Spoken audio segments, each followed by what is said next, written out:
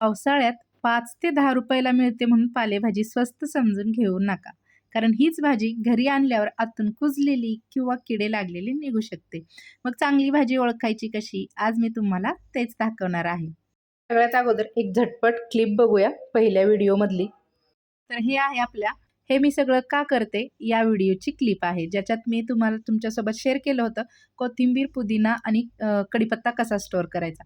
तर 3 आठवड्यानंतर आपला कढीपत्ता जो आहे फक्त त्यातली एकच जी काडी असते तीच खराब झाली होती आणि एकदम ताजा तोडल्यासारखा कढीपत्ता आपल्या क्लीन रॅपमध्ये राहिलेला आहे. आता पुढे बघूया आपला पुदिना आणि कोथिंबीर कशी राहिलेली आहे. तर पुदिन्याची मी बिलकुल पण शाश्वती दिलेली नव्हती, पण पुदिना खूप बऱ्यापैकी चांगला राहिलेला आहे. त्याच्यातही तो ॲक्च्युली असा ठेवला तर बिलकुल राहत नाही, पण 3 आठवडे पुदिना क्लीन रॅपमध्ये एवढा सुंदर राहिला आहे. खराब झालेला आहे थोडा, पण पूर्ण खराब झालेला नाही. टवटवीत राहिलेला आहे. आणि शेवटी आहे ज्याची मला खरंच खूप अपेक्षा होती.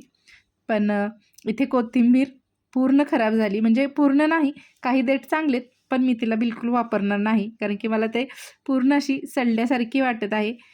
तर इथे कोथिंबीर खराब झालेली आहे, पण कढीपत्ता आणि पुदिना मात्र चांगला राहिलेला आहे. इथे मेन व्हिडिओला सुरुवात करूया. तर मी अशीच भाजी निवडत बसले होते. माझं काही म्हणजे व्हिडिओ करावासं म्हणून चाललेलं नव्हतं. पण भाजी निवडताना असं काही आलं समोर की मला करावं लागला व्हिडिओ. तर आता पावसाळा आहे, पावसाळ्यात भाज्या स्वस्त मिळतात, छान हिरव्यागार मिळतात, पण भाज्या घेताना बऱ्याच वेळा चुका होतात. आपण भाजी चेक करून घेत नाही. पावसाळ्यात शक्यतो तर ओल्याच भाज्या मिळतात, मग ती कोथिंबीर असो किंवा कोणतीही पालेभाजी असो. पावसाळ्यात भाजी घेताना नेहमी अशी चेक करून घ्यायची. ओली, कुजलेली घ्यायची नाही. दोन्ही साईडून चेक करायची ती गड्डी जी असते. कोणतीही भाजी घ्या, कोथिंबीरच म्हणत नाही, कोणतीही भाजी दोन्ही साईडून चेक करायची.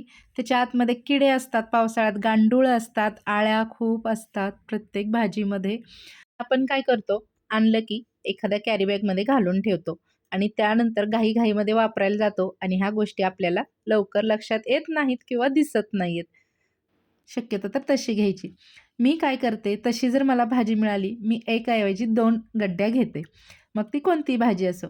त्या भाजीला जर का पाणी नसेल लागलेलं, तर ती भाजी टिकतेही चांगली. 1, 2 तिथे 4 दिवस टिकते ती फ्रीजमध्ये. पण तिला निवडून ठेवायची. निवडायची कशी? तर ही अशी. भाजी घ्यायची हातावरती किंवा तुम्ही जमिनीवरती बसला असाल तर झटकायची, खाली झटकायची, जेणेकरून ज्याच्यात काही किडे असतील, काही असेल तर ते बाजूला उडून पडेल आणि त्याच्यानंतर ती भाजी घ्यायची. त्याच्यात ही चांगली कोवळी आणि हिरवीगार ताजी पानं घ्यायची आणि मी अशी देठही घेते बरं का. व्हिडिओ बनवण्यामागचं महत्त्वाचं कारण म्हणजे हे बघा. तर अशा आळ्या बऱ्याचशा निघतात पावसाळ्यात भाज्यांमध्ये. आता बघूया मेथीची भाजी. मेथीची भाजी कशी घ्यायची पावसाळ्यात? तर शक्यतो तर त्याच्या देठाकडचा भाग भाजी घेताना असं उघडून बघायचा. आतमध्ये किती घाण आहे, किती कचरा आहे. आणि दुसरी गोष्ट म्हणजे भाजी वरतून सुद्धा बघायची. दोन्ही साईडला करायची. बरोबर मध्ये ती बघायची कुठे कुजलेली पानं, काळी पानं, खराब झाली का, सडली का. एक जरी भाजीचा ठोम आतमध्ये सडलेला असेल, ती भाजी तुम्ही तशीच ठेवली तर ती एक ठोम पूर्ण भाजीला सडवतो, म्हणजे खराब करून टाकतो. आता ही भाजी मोठी मिळालेली आहे. जेव्हा उन्हाळ्यात भाज्या घेतो, बुटकी भाजी मिळते गोल पानांची आणि त्याला बाजूला रेड करा असतात. म्हणजे त्या भाजीच्या जे काठाला असतात ना, ते रेड कलरचे त्याचे काठ असतात. ती भाजी बेस्ट असते सगळ्यात. आणि भाजीमध्ये अजून एक मोठा प्रॉब्लेम असतो, तो म्हणजे ही पांढरी पानं खूप असतात. ती पानंही निवडताना काढून टाकायची आहेत. भाजीमध्ये फुलं किंवा त्यांच्या बिया किंवा शेंगा तर त्या काढून टाकायच्या आहेत आपल्याला, जेणेकरून भाजी कडू होत नाही. अशी कवळी भाजी तुम्ही घेऊ शकता निवडताना.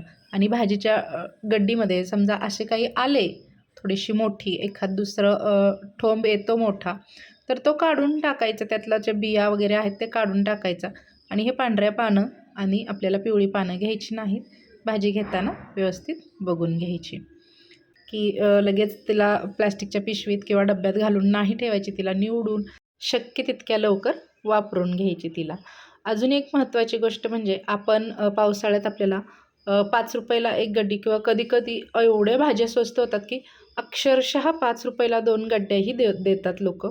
मी हे नाही म्हणणार, की 5 रुपयाला आहे म्हणून भाजी घेऊ नका किंवा ती खराब असू शकते.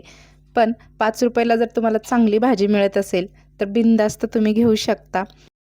ते भाजी चेक करूनच घ्यायची, कारण की घरी आणल्यावरती तिला जरा जरी उशीर झाला ना निवडायला, अक्षरशः त्या भाजीमध्ये सडलेली एवढी घाण वास येते.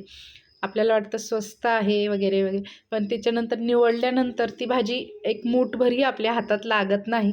म्हणजे कोरडी गड्डी घ्या, खूप अशी पाणी कुजलेली किंवा घाण असलेली घेऊ नका.